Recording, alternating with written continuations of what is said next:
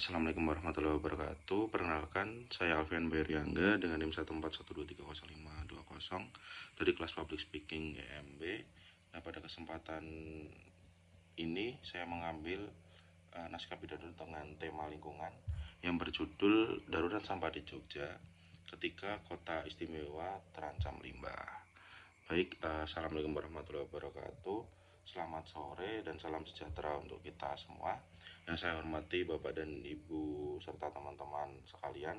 Puji syukur kita panjatkan kepada Tuhan Yang Maha Esa yang telah melimpahkan rahmat dan hidayahnya sehingga kita semua dapat berkumpul di tempat ini dengan keadaan sehat walafiat, tak kurang suatu apapun. Nah, hadirin yang saya hormati, dalam beberapa waktu lalu kita dikejutkan dengan banyaknya viral di media sosial, khususnya di lingkungan kota Jogja mengenai darurat sampah. Nah, kota yang selama ini dikenal sebagai kota istimewa, kota belajar dan kota wisata, kini justru dihadapkan dengan permasalahan serius dengan tumpukan sampah yang terjadi di pojok-pojok jalan dan juga di beberapa tempat wisata. Nah, kita bisa melihat sampah yang menggunung di berbagai sudut kota, bahkan hingga meluber ke jalan. Bau tidak sedap pun mengganggu pemandangan menjadi tidak nyaman dan juga yang lebih parah lagi, kondisi ini berpotensi mengancam kesehatan masyarakat Jogja. Nah, hadirin sekalian, permasalahan ini bukan muncul secara tiba-tiba. Nah, ada banyak faktor yang menyebabkan darurat sampah di kota Jogja. Salah satunya adalah meningkatnya volume sampah setiap hari seiring dengan pertumbuhan jumlah penduduk dan aktivitas ekonomi. Selain itu, keterbatasan tempat pembuangan akhir serta sistem pengelolaan sampah yang belum optimal turut memperparah keadaan. Nah, namun jika kita jujur, masalah ini juga tidak lepas dari kebiasaan kita sendiri. Masih banyak dari kita yang membuang sampah ini secara sembarangan, tidak memilah sampah dan juga kurang peduli terhadap dampak jangka panjangnya. Nah, darurat sampah ini adalah alarm bagi kita semua. Ini adalah peringatan bahwa gaya hidup kita saat ini belum ramah lingkungan.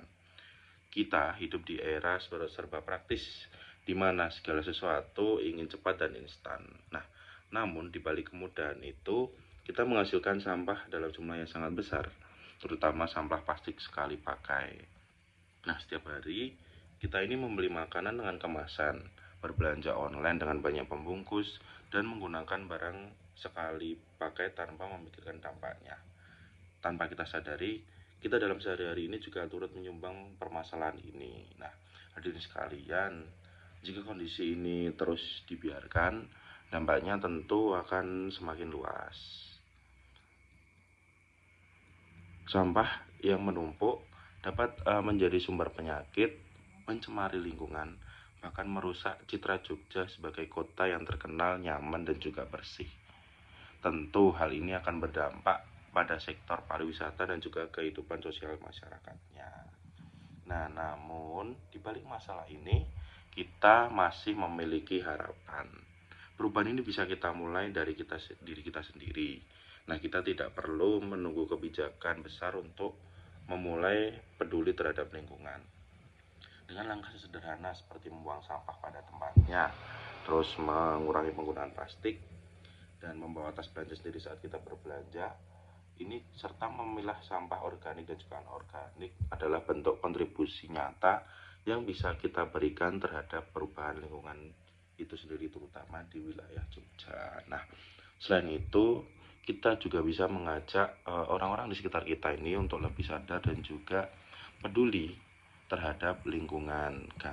Karena menjaga lingkungan ini juga bukan hanya tugas dari pemerintah Jogja saja, tetapi juga menjadi tanggung jawab kita bersama, terutama masyarakat Jogja dan juga orang yang sedang berada di kota Yogyakarta. Nah, para hadirin yang saya hormati, mari kita jadikan darurat sampah di Jogja ini sebagai momentum untuk berubah dari yang sebelumnya tidak peduli menjadi peduli, dari yang sebelumnya tidak sadar menjadi sadar.